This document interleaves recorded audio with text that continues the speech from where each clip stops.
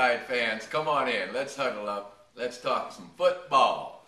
All right, last week we had a good run against Mississippi State.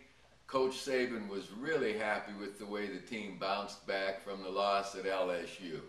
He pointed out the physical intensity and the toughness and the relentless effort that the Tide gave.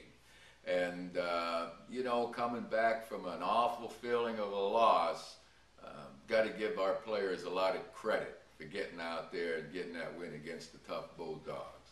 Now, this week, a short week, but you got to know we're playing Georgia State, all right? Well, it was a good way of scheduling the game for television, for Georgia State's program, and to be able to play on this Thursday night because it gives us a day's extra preparation for the following week's game, which is played the day after Thanksgiving. Okay, so let's look at Georgia State, led by Bill Curry. Now, you folks probably remember Bill Curry. I certainly do. We played together in the Senior Bowl. Yeah, back in 1965. We've been buddies a long time. I respect the man tremendously, just as everyone that knows Bill Curry's leadership skills, his character, just a wonderful man. He started this program over at Georgia State just beginning of it 2008, but this was his first real season, their football season. They've played 10 games so far, and Georgia State has won 6 of them. That's pretty good. I mean, a new program and being able to be above 500 is very impressive. They have a quarterback that's completing 63% of his passes. Drew Little is his name, but he's also throwing for 18 touchdowns. So these guys, they put the ball in the air, and their running game's pretty good.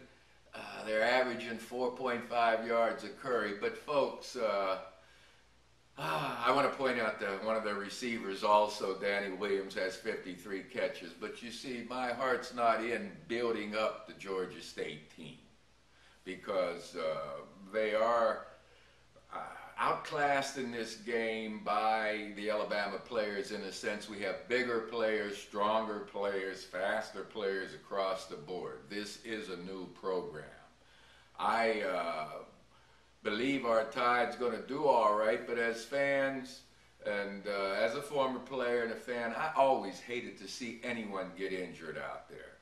We don't want to see injuries to our team or the other team.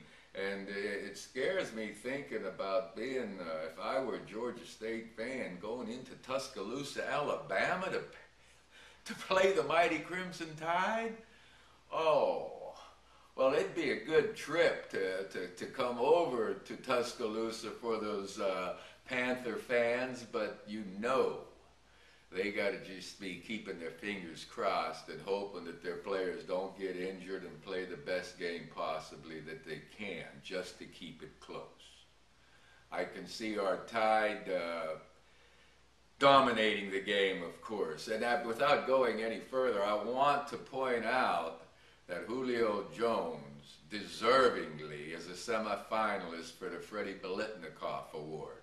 Most of you friends have heard it called the Fred Biletnikoff Award, but Freddie and I are both from Western Pennsylvania, and we're buddies, so it's a wonderful award because Fred Biletnikoff exemplified the effort and the skills that are necessary to be a never-quit, great-handed receiver. Freddie's in the Hall of Fame, I might add, and let's hope Julio Jones someday gets there. Now, on the other side of the ball, Robert Lester for the Tide. Robert Lester was the defensive back of the week in the SEC, and at this point, Robert is tied in the whole country, the whole United States of America in college football with 7 interceptions so far. So I want to give him a pat on the back, too, and tell him how much we appreciate his work. You know, I don't look for the Tide to play the first string the entire game, and I don't think you folks do either. You know we have another game coming up, but we never want to look past this game. I can see our Tide dominating the game from the opening kickoff on.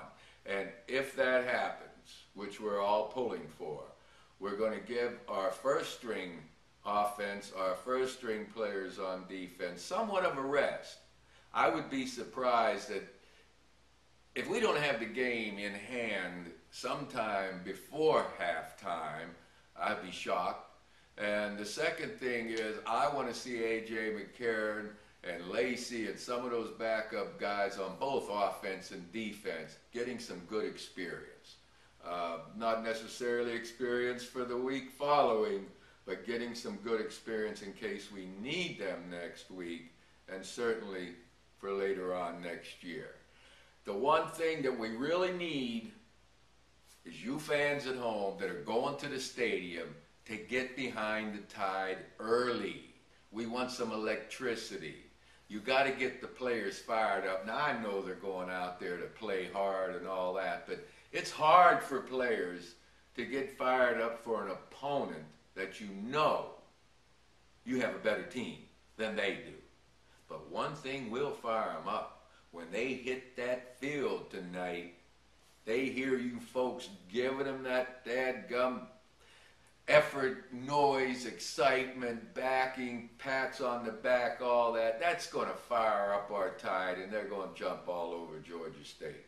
At least that's the way I'm looking at it, and I'm going to stick by this prediction. The Tide big in this game, but I'm also looking forward to seeing some of our backups play.